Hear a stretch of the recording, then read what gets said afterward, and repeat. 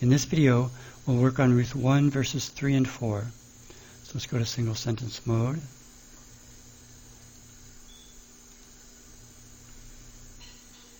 I am the mother for this family, so the beneficiary NP gets 4.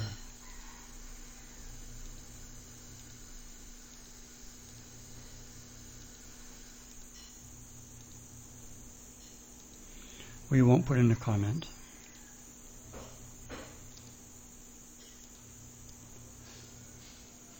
The Messiah died for Paul, so again the beneficiary NP gets 4.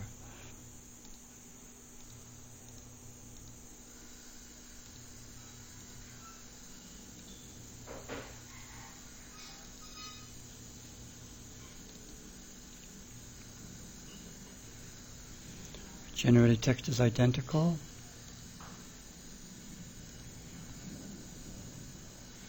Generated text is identical. Okay, let's go to the full verse. Generated text is identical. Let's save it and go to the next verse.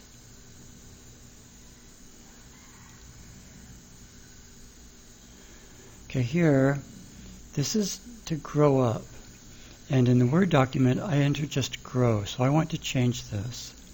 Let's edit this here. Let's add a modifier to grow up. Post-verbal modifier is fine. Okay, grew, has grown,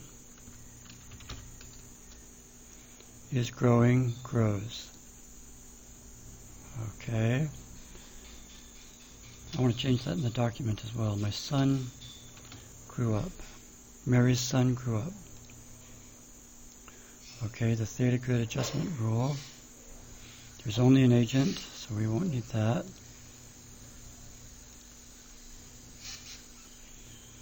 Okay, Naomi's sons grew up. Okay, we need these implicit markers.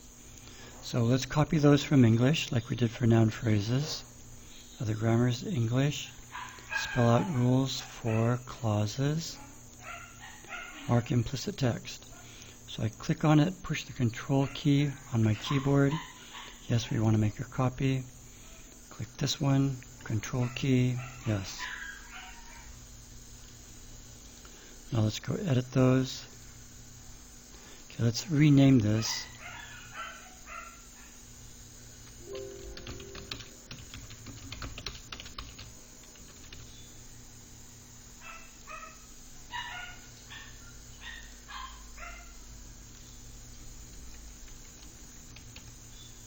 Okay, so for all the types of implicit clauses, we'll insert this opening implicit marker. You've just entered a new constituent into clauses called opening implicit marker. Do you want to edit your first clause phrase structure rule? Yes. So there it is at the top. Let's put that in here. I can't imagine an implicit clause having a label. The label, remember, is title or footnote or something. But anyway, we want these implicit markers at the very beginning, even before the title. So we'll save that. And let's edit this other rule.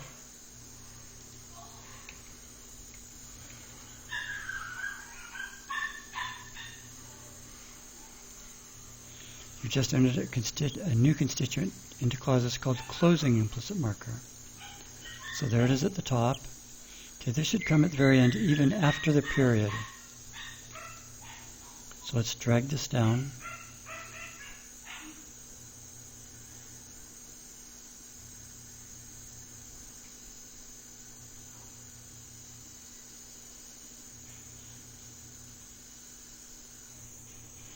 Okay, we always drag to a group name, but then it's inserted at the end of that group.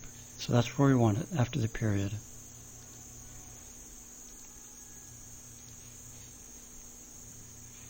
Generated text is identical. Let's go to the next sentence. No issues. And Naomi's sons became men, and they became men. Okay, TBTA can't get the pronouns when we're in single sentence mode.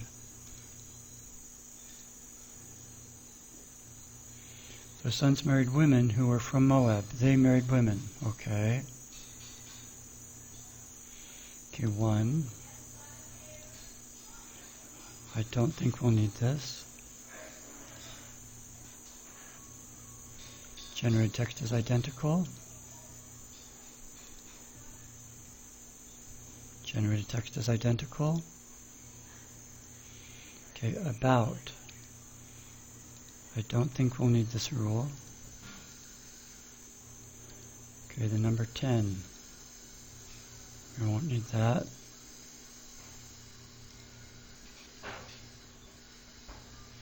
Okay, 4, 10 about years. And if we rest our cursor here to look at the history of this adjective phrase, we see inserted at end by phrase structure rule adjective phrases.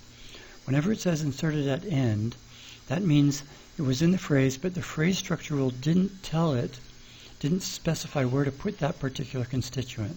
So it just inserted at the end. So we want this adjective phrase to precede the number 10.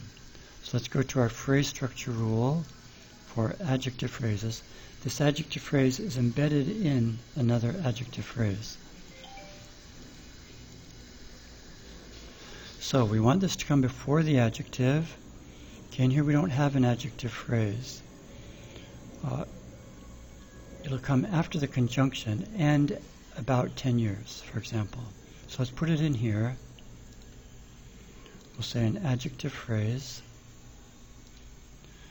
No particular features.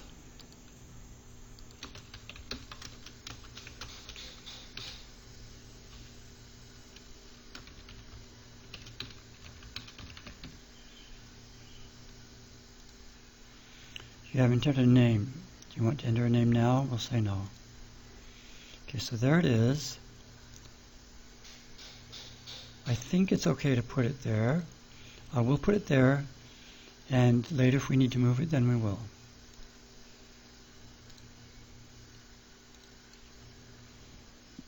Okay, generated text is identical.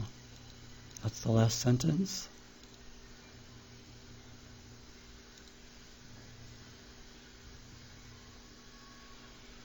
Okay. Okay, here we have 2 implicit markers in a row. Here are the implicit markers before the period. Okay.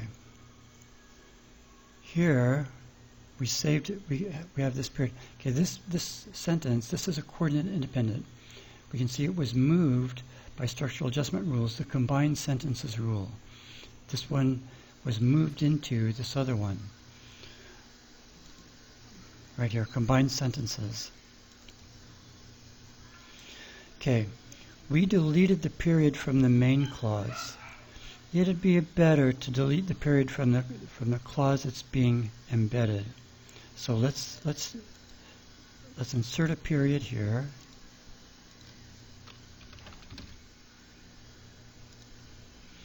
And we're going to delete this one.